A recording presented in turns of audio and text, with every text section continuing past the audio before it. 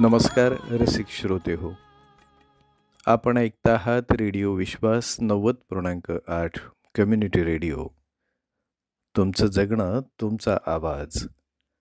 मंडळी, मी विश्वास देशपांडे चाळीसगावहून बोलतोय आणि मी तुम्हा सर्वांचं आपल्या या सुखानो या कार्यक्रमामध्ये मनपूर्वक स्वागत करतो.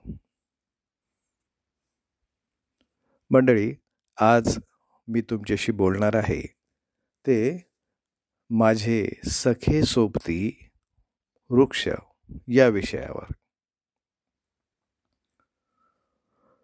मंडळी, झालं असं की परवाच्या दिवशी सौभाग्यवतीनं वॉशिंग मशीनमधून काही कपडे धुतले. पाण्याची टंचाई असल्यानं तिनं त्यातून बाहेर पडणारं साबणाचं खराब पाणी एका बादलीत जमा केलं आणि मला म्हणाली, अहो, हे पाणी झाडांना टाकूया का? मी म्हटलं की अगं, ते पाणी आपल्याला चालेल का? आपण ते हातपाय धुण्यासाठी सुद्धा वापरणार नाही. मग ते झाडांना कसं चालेल?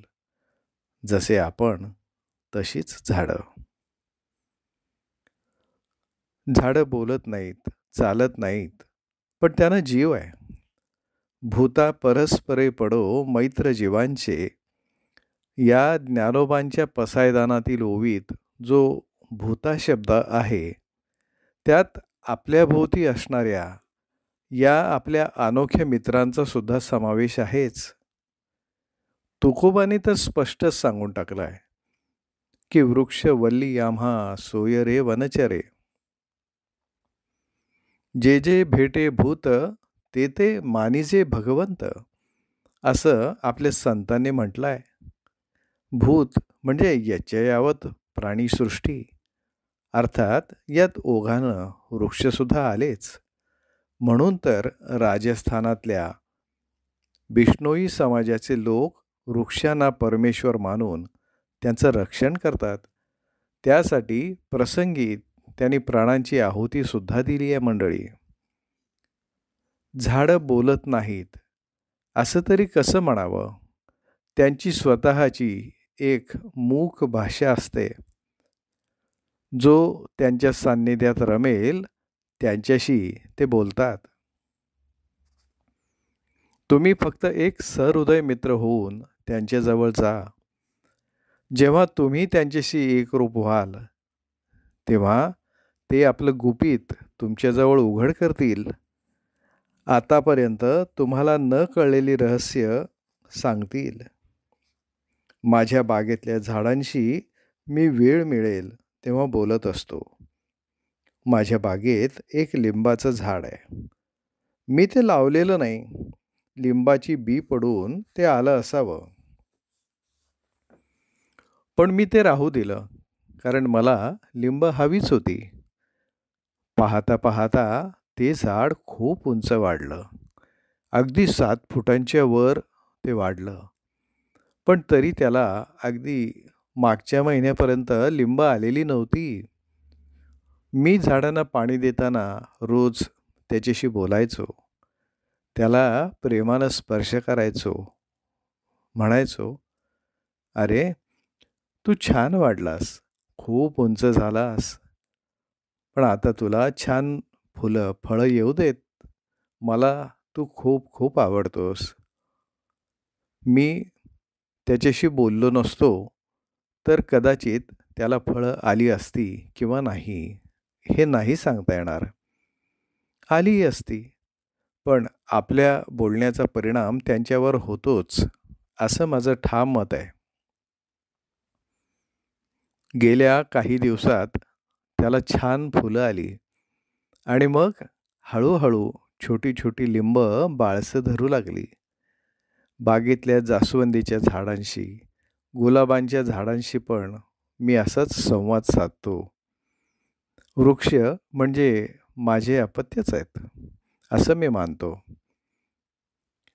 मंडळी, आम्ही जेव्हा नव्यानं या घरात राहायला आलो तेव्हा मी बागेतल्या झाडांसोबतच बाहेरही 3 झाडं लावली. त्यात एक अशोकाचं, एक गुलमोहराचं आणि एक कडुनिंबाचं, अशी 3 झाडं होती. ती लहान असताना कुंपण घालून त्यांचं संरक्षण केलं. तिन्ही झाडं खूप छान वाढली. गुलमोहर तर दरवर्षी उन्हाळ्यात लाल भडक फुलांनी मोहरून यायचा. त्याचं ते रूप मला खूप आवडायचं.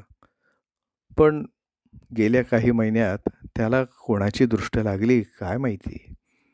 त्याची सगळी पानं गळून गेली.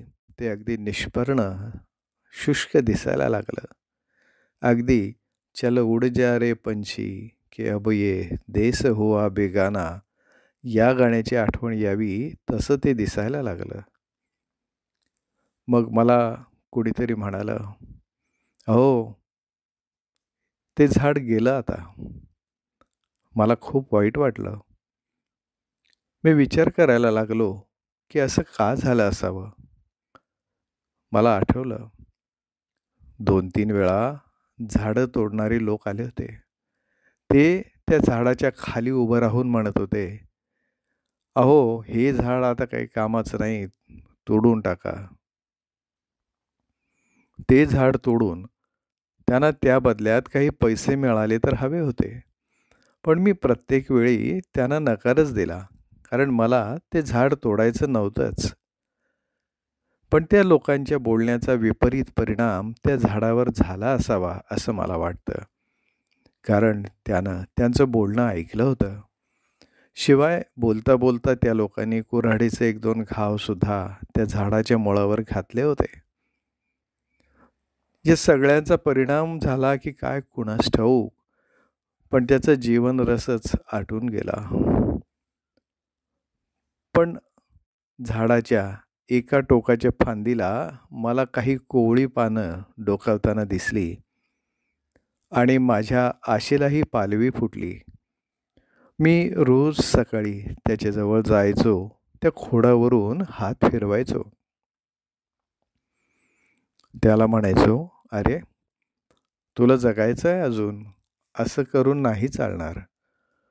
तुला पुन्हा फुललेलं आणि बहरलेलं बघायचं आहे मला. तुला पानं फुलं येऊ दे. आता तुला कोणी काही इजा करणार नाही." काही दिवस काहीच झालं नाही. ना त्याला आणखी पानं फुटली, ना ते जगेल असं वाटलं. पण मी मात्र त्याच्याजवळ जात राहिलो आणि काय आश्चर्य! काही दिवसांनी फांदीवर हिरवी पालवी दिसायला लागली.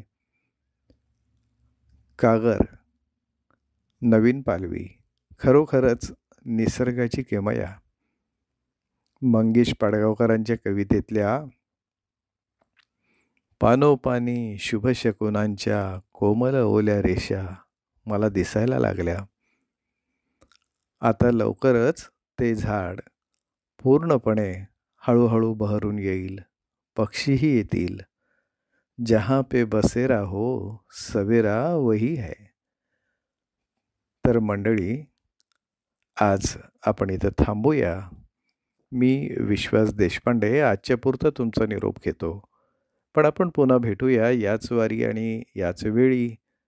तोपर्यंत तुम्ही ऐकत रहा रेडिओ विश्वास 90.8 कम्युनिटी रेडिओ. तुमचं जगणं, तुमचा आवाज. नमस्कार.